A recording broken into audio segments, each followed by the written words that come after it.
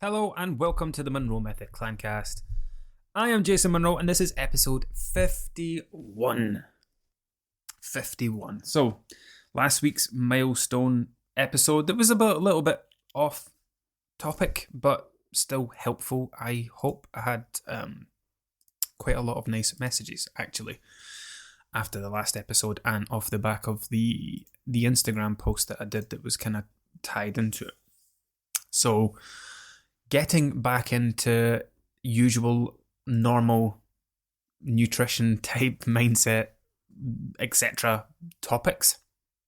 Today, we're going to talk about ridiculously simple, stupidly basic things that drive overeating. I am just going to dump. So I just sat before this and I wrote down a bunch of examples.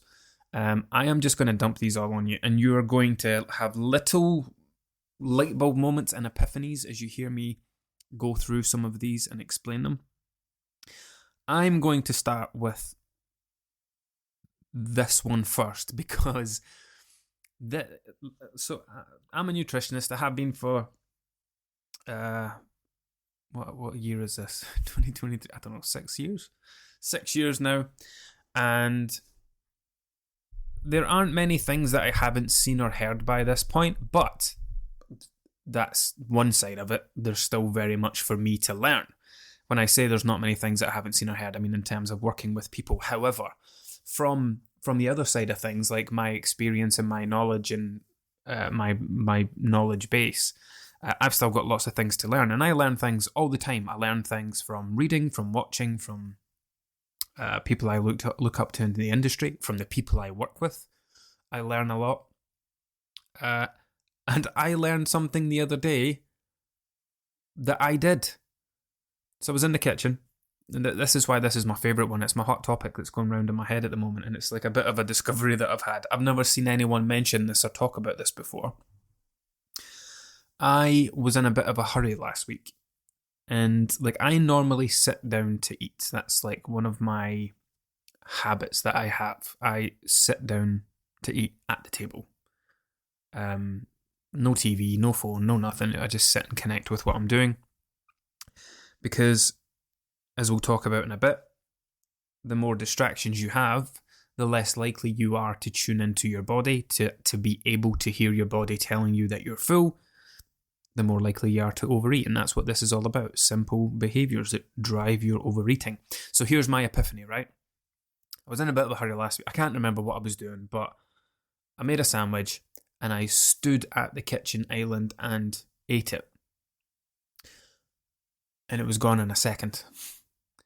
And I went to pick up another bit and take another bite, and I was like, where is it? No way did I just eat that entire thing. I thought I'd only had the first half of it. I'd cut it in half. I'd eaten the full thing. And it got me thinking about standing up and eating. And then it made me think about other occasions where I've been standing and eating. And when you think about it, if you eat while standing, like in the kitchen, in fact, anywhere, fucking anywhere, it doesn't matter. Forget the kitchen. If you eat standing anywhere, and I'm now thinking back to last Christmas, when I was at the Christmas markets in Edinburgh, there was at the end, they rearranged it all. The Christmas market in Edinburgh is shit now. It used to be really good. It's fucking shit. The layout's terrible. They spread the thing over two different parts of Princess Street Gardens. It's garbage. Anyway, last year, we went down to get something to eat at the corner where all the food places are. There were no tables and chairs. No tables and chairs. So I think we'd got a pizza between the four of us. Me and my wife and my two kids. And we stood and ate it. And you know what? It just hammers this home where the less comfortable you are while performing a task, the quicker you are. The more likely you are, to perform that quickly. So it was December, obviously. Freezing cold. Nowhere to sit. And we're standing, we've got backpacks, kids' juice bottles, all that shit. It's busy as anything. And we're trying to eat this pizza. My youngest is complaining it's too hot. My eldest is getting it all down him. We had to go back and get more napkins. digging through this backpack full of stuff trying to find baby wipes. It was stressful, but at the same time, we were all hungry and we all had to eat. And we ended up, or my wife and I at least, just to get it out the fucking way so we could actually just help the kids and make this situation not as stressful. We ate it very quickly. So when you are trying to perform a task and you're experiencing a lot of discomfort, whether that's physically or mentally, you will want to get that task done as quickly as possible. So when you are standing and eating, standing and eating is awkward. It's not good. It can be awkward. There might not be anywhere to put something down. And it's given me, it's this new thing that I'm running away with at the moment and thinking about and talking about a lot. Where, if you're in the kitchen and you're making something, or you're trying to have something quickly, or maybe you're trying to eat in between doing stuff, and you're just jumping back and taking a bite and then doing something else, you are so far removed from the act of eating, you're so disconnected from what you're doing, that the more disconnected you are, the less likely you are to feel yourself starting to get full. And that's one of the biggest problems that people have when it comes to overeating. It's not necessarily just that they want to keep eating and eating and eating, though some people do want to do that because they're driven by taste. But there are many people who, if they were able to recognize sooner that their stomach was starting to feel full, they would stop eating much sooner. And that would drastically, massively reduce their overall calorie intake every single day. And it would have a huge impact. So, simple things that drive your overeating. Standing while eating. Take some time to mull that one over and apply it to your own life, your own setup, your own situation. Is it true for you? Leaving food in plain sight. I don't know if I've mentioned this on here before, but I've spoken about it a few times to clients at least. My wife used to follow, when we moved into this new house, my wife had started like a new build Instagram account with, like all the shit that they do. Carpet samples, here's the house getting built, all that stuff. She doesn't do it anymore. That got thrown out the window pretty quickly. And she followed like quite a few home accounts on it. And she followed this woman who had a home account but also complained about her weight constantly. And she had like, I don't know, 60,000 followers or something. My wife's like, oh, you should message her and tell her you'll help her. No, I don't message people asking them to work with me. I don't, that doesn't sit well with me. It's like those it's like the Slimming World consultants at our local gala day that have a stall and just walk up to people that they think look overweight and try and hand them a goodie bag. How horrendous is that? Anyway, this woman used to complain about her weight a lot. And my wife and I would be sitting on the couch. I'd be watching the TV. My wife would be pretending to watch the TV, but actually watching endless Instagram stories. And she'd showed me this. The woman was walking around her kitchen. She went, look at her kitchen. And my wife was just trying to show me this lovely kitchen, which was very smart. But she got round to this, she was sweeping around her kitchen and she got round to this breakfast bar bit. And here are these giant glasses. So like, when you go to restaurants and they'll have like a wine glass the size of a small child and they fill it with like corks. Every time they open a bottle of wine, the cork goes in there and it's just this decorative thing. Well, this woman had these in her kitchen. So she had like a big tall wine glass, a big tall martini glass, and a big tall something else glass. All kind of similar. Right, and bearing in mind, these were set up as a display on a kitchen island, right? So they're already they themselves are pretty tall, but now they're on the kitchen worktop. So they're at eye level. What are they filled with? One's got M&Ms, one's got Skittles, one's got jelly beans or jelly babies or something in it. Now this woman simultaneously complains about her weight, but has these 3 glasses of sweets. Now they're glass, they're see-through. Not just that, they're sitting on a kitchen worktop. Not just that, they're at eye level. You cannot walk through that kitchen, anywhere in that kitchen, and not see these sweets. Now, how likely are you to put your hand in that wine glass or that whatever they were, cocktail glass, every single time you walk past and grab a handful of sweets? I would fucking do it every time. Every single time I walk past it, I can bet you I would be eating those sweets. The environment that you create at home is incredibly important. So, like, another good example is when I talk, I've done a couple of talks inside Clan Monroe about this kind of thing, about creating the right environment at home. You know, someone will say, oh, you know, every time I make a cup of tea, I have a custard cream or 2 bourbons. I'm like, right, well, tell me about this situation. Where are the biscuits? Oh, the biscuits are next to the tea. Right. Okay. Have you ever thought about moving the biscuits away from the tea so that when you're in there, you don't see them? Oh, they're not in with the tea, they're in a glass jar sitting on the worktop.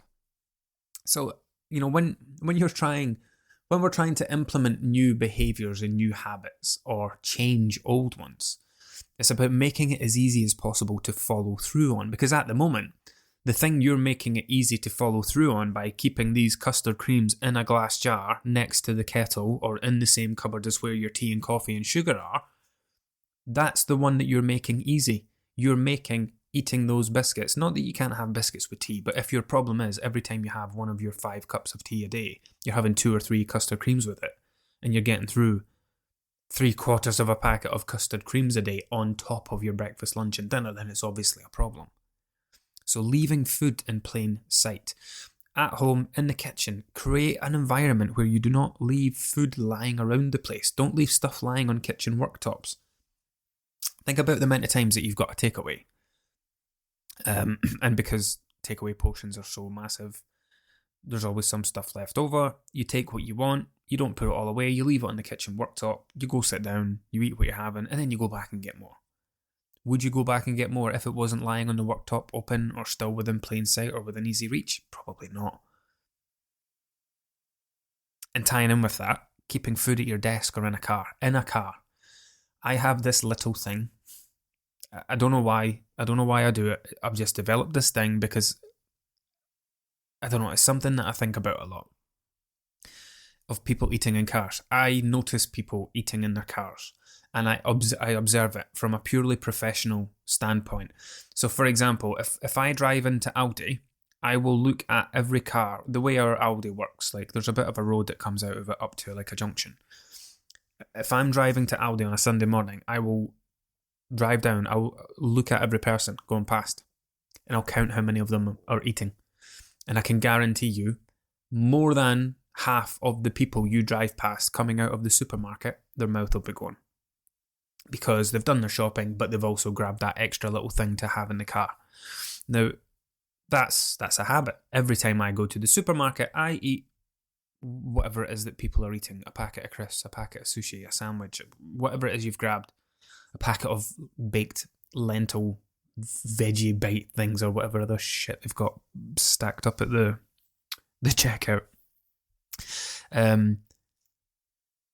Eating in the car.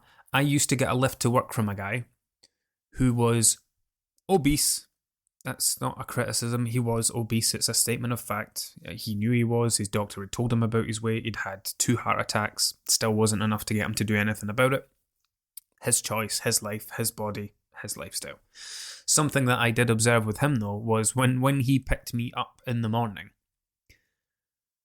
to take me to work, his car doors, his mouth was always going. This was another one, like this must have been something I picked up on years ago as well.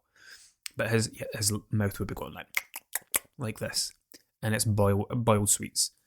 And his car doors, he was an older guy. Like, I would have called him like a granddad, but that was like 10 years ago when I worked in this place. I would have thought of him as a granddad. And his car was set up like I expect granddad cars to be set up. Like, everything had its place. It was all very...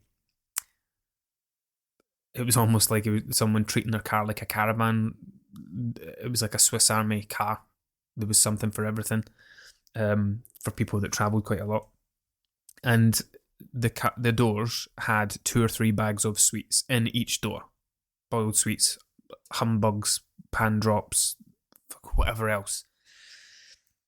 So in that instance, that guy is not just having his breakfast, he's not just having his lunch, he's not just having his dinner. Every time he gets in that car, he is eating multiple sweets depending on the length of the car journey.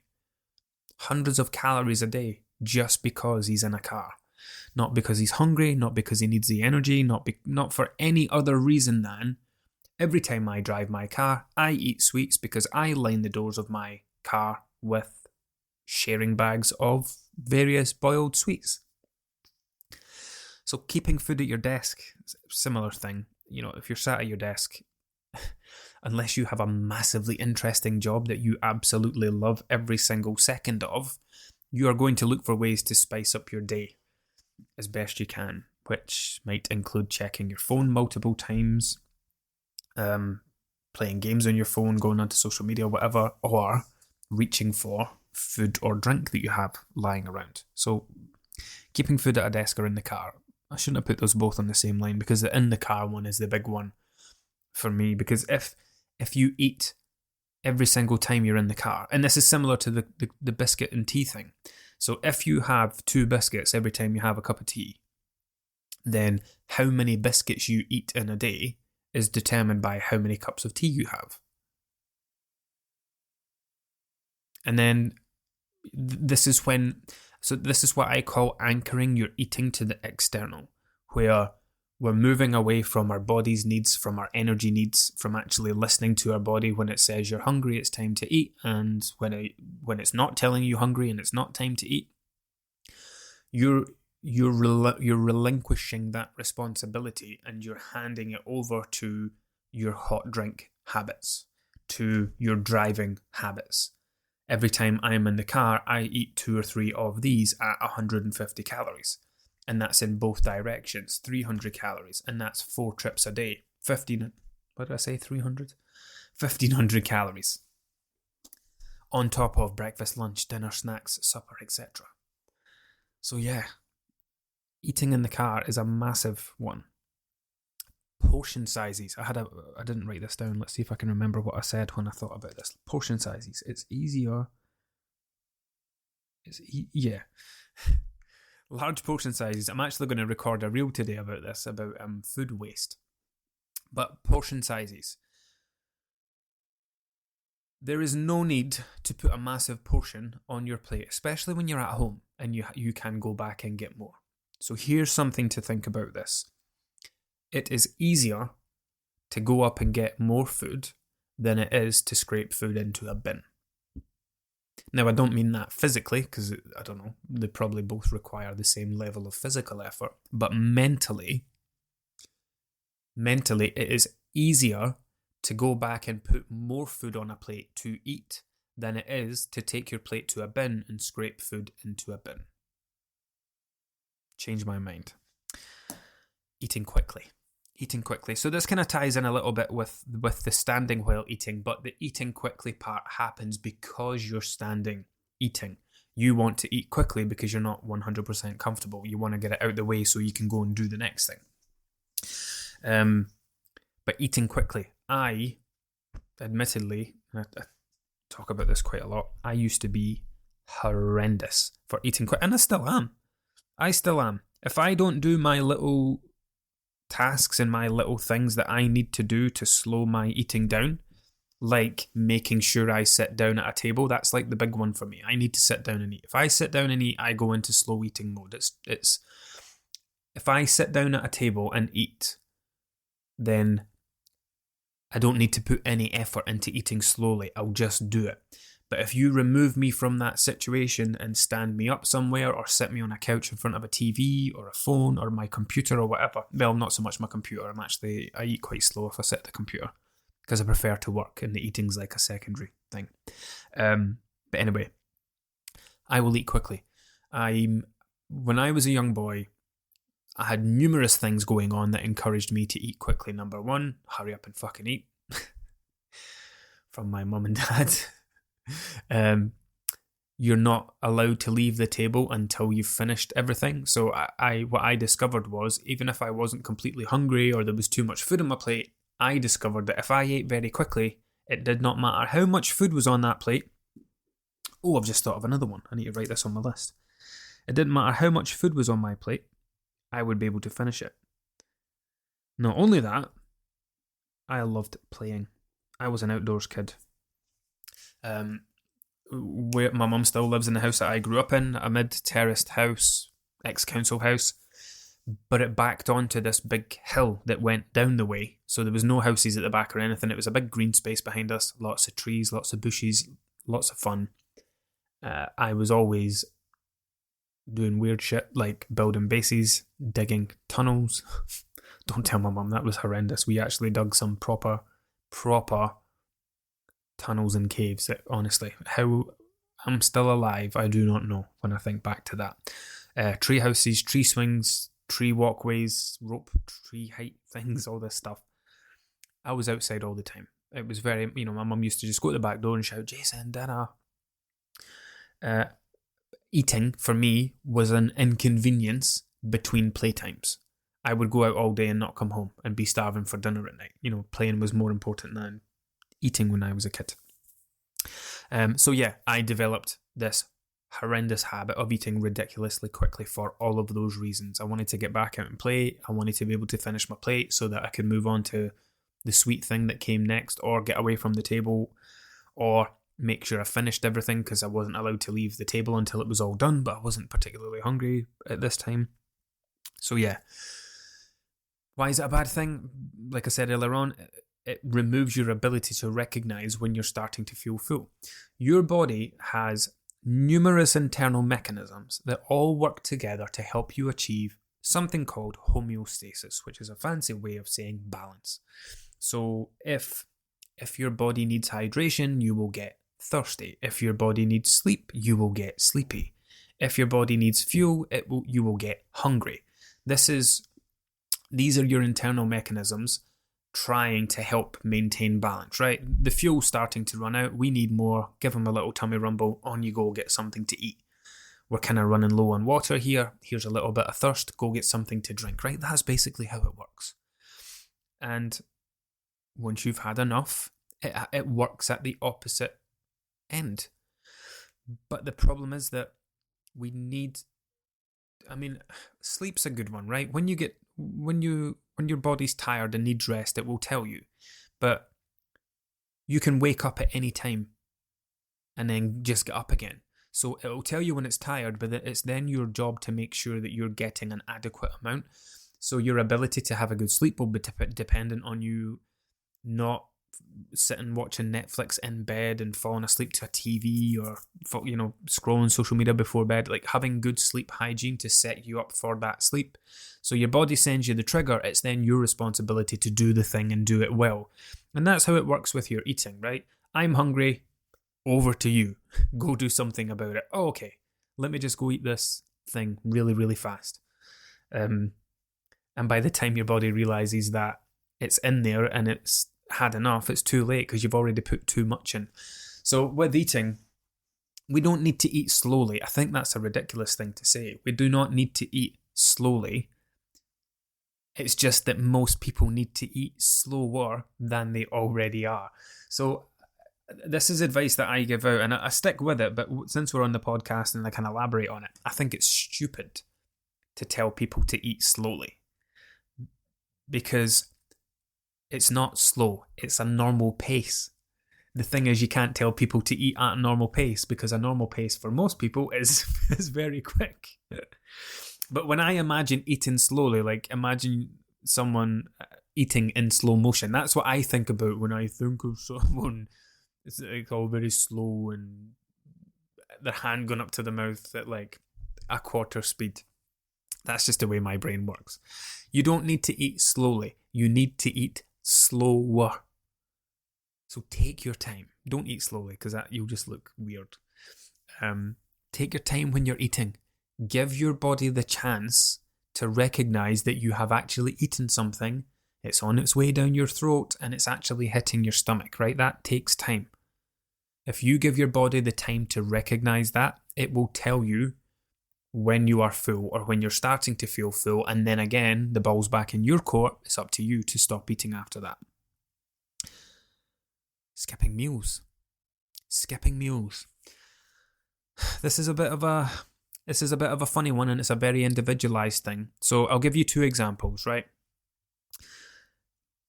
If we would call this intermittent fasting, right? Because that's what people do. They make up for names. They make up words and names for things that we've been doing for hundreds of years. Intermittent fasting, it's just skipping breakfast for most people. So skipping meals can either be a positive thing or a negative thing. A positive thing might be if someone is pretty busy in the morning, getting ready for work, getting kids ready for school. Maybe they just have a very busy morning at work and they don't think about food until lunchtime. Awesome. Capitalize on that. That means that you've removed a meal's worth of calories from your day, and then you've just got dinner and lunch and dinner to go, and maybe something after or in between.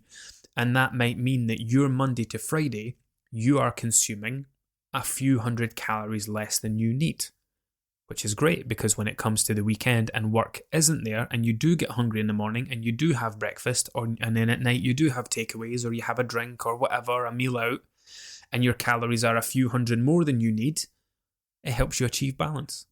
That's a positive way of skipping a meal working out.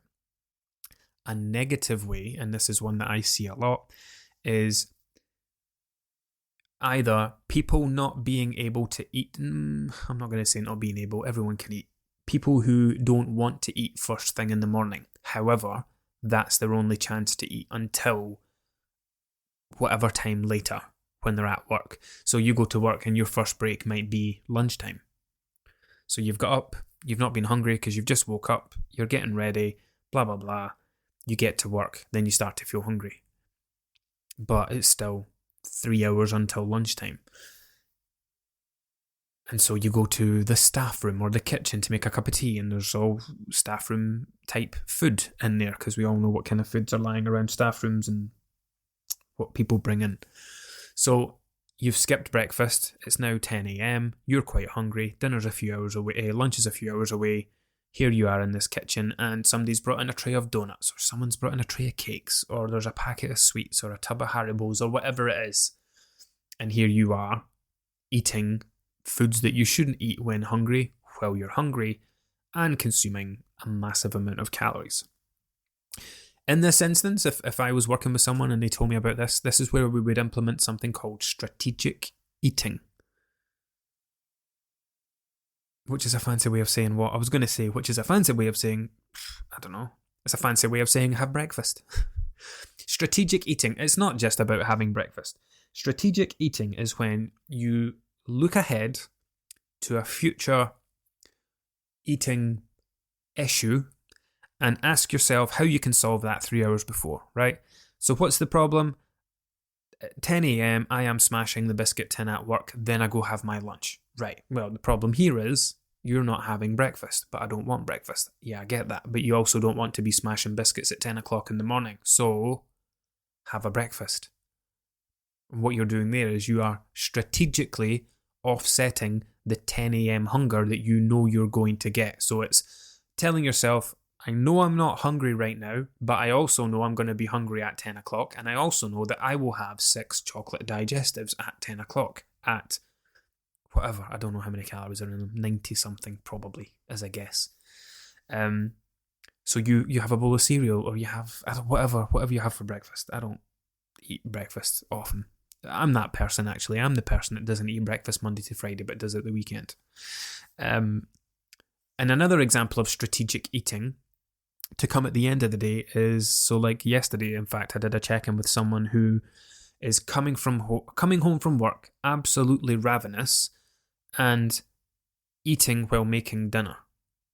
I used to do this. I used to come home from that same job I was telling you about where I got a lift to work.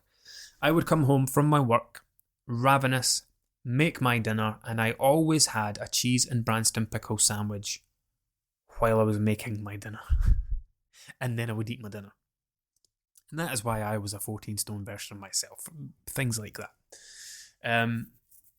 So yeah, if you are absolutely ravenous and coming home and making dinner, and while you're making that dinner, you are eating a cheese and pickle cheese and pickle sandwich like I used to do, or whatever it is that you're doing, then what's the problem? The problem is, so think of your hunger as being on a scale, right? Let's say you're coming home from work and your hunger is up at a 9, right, which is intense. One step below 10, absolute maximum hunger. You're ravenous. So you're coming home from work and your hunger's an 8 or a 9, and you're then putting yourself in a position where you're preparing a meal with hunger at 8 or 9, right? That's a recipe for disaster. So what's the solution? Well, we don't want to make you not hungry for dinner, but we want to take that hunger from an 8 to a 9 down to like a 4 to a 5. So how can you do that? Well, at 3 o'clock in the afternoon, I am going to have a protein bar or a banana or whatever it is, something that's going to fill you up and just a little bit. It doesn't need to fill you up a massive amount. You just need to have enough to offset that pre-dinner hunger, so that you're not preparing food with an 8 or 9, you're preparing it with a 4 or 5. And that way it's much easier to manage the way that you're behaving around that food. It's like going to the supermarket. You don't go to the supermarket on an empty stomach, because you then come home with a bunch of shit that you don't need. It just looked brilliant at the time because you were starving. God, that looks nice. That looks good. God, I bet that's great. You end up spending a fortune more than you planned to, and you've got a bunch more things that weren't on your shopping list. Right, this is turning into a very long episode, my goodness. What else? Let's get through these. Going toe-to-toe with hunger. Fighting with hunger. Battling with hunger. And that's similar to what I just mentioned, but there are people who just try to fight hunger. Like, and it's not that they're busy and they're not noticing it. It's they are intentionally trying to hold themselves back from eating, and we all know what that leads to, right? If there's one thing that is sure in life, it's that hunger always wins. In the same way that the casino always wins, the house always wins, right? Hunger will always win. Yes, you will be able to ignore it and fight it and whatever, put it off for so long. But in the end, it's only going to work for so long, right? Hunger always wins. Having no plan. Having absolutely no plan whatsoever. No meal plan, no nothing. You just go to the supermarket, you grab a bunch of food, you bring it home, and every night you come in and go, what's for tea? What's for tea? What's for tea? What's for tea? As you check the fridge, the freezer, the cupboards, etc. I don't like the whole fail to plan to fail, or fail to prepare to fail, whatever it is. I don't like that, right? Because you can't, it's not failing as such. Like if you don't have a meal plan, you're not failing, you're just achieving whatever it achieves whilst having no plan.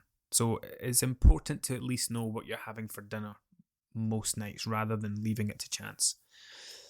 Grazing. I'm going to talk about this somewhere else. I think I'm going to talk about it in an Instagram reel soon.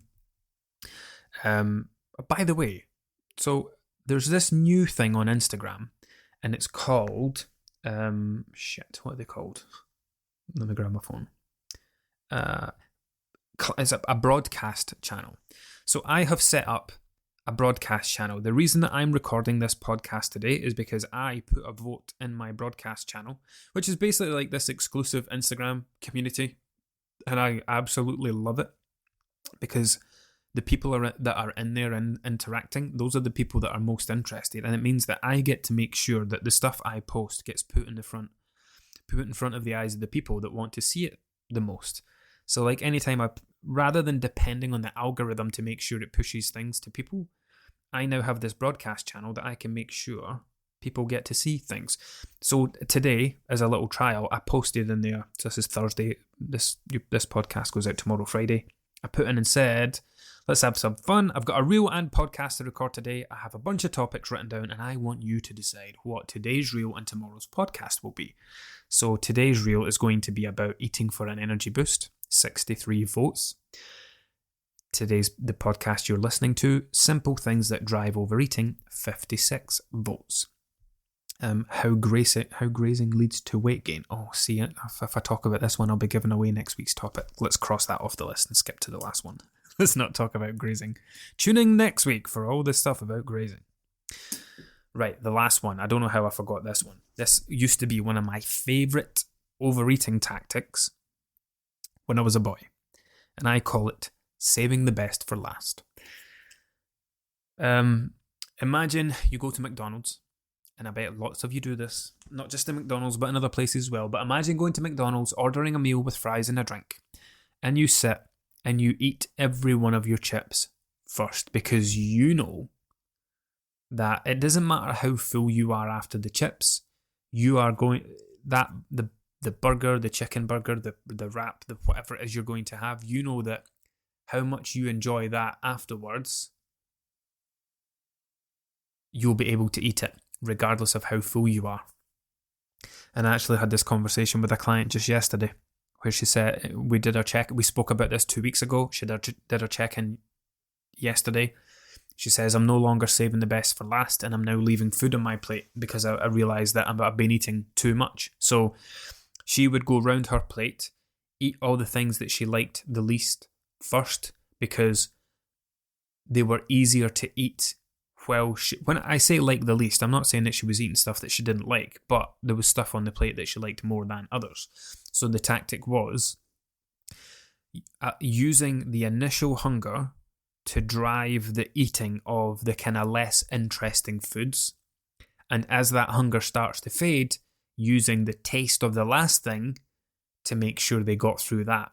And that was one of the things that was helping them clear every single plate of food. And that is not a helpful habit to have, because the chances that every single full plate of food being the exact amount of food that you need at every mealtime, you've got more chance of winning the lottery than you have of putting out a correctly portion size of food to match your exact energy needs. You put the food out, you eat it at a reasonable pace, not slowly, not in slow motion. You eat at a reasonable pace and you listen to your body. You eat without distractions, and your body will say, right, our stomach is starting to get full. Balls in your court. Are you going to stop eating? So saving the best for last. Another very simple thing that you might have been doing your whole life and not even realised it, that could be driving your overeating. And anything that drives overeating can, of course, drive weight gain. Anyway, hope that's been helpful. Let me know how many of these you do and how many of them you're going to stop doing after this podcast. Come join my broadcast channel. I don't know how to do it. I think you just go to my Instagram account. When I look at my dashboard, in fact, let me do it from my other Instagram account. So if I go to me from my other account, oh, it doesn't show up there. Oh no, that's not me. Dickhead. I need to go to Monroe Nutrition. There we go. Yeah, there it is, broadcast channel. So you can join it.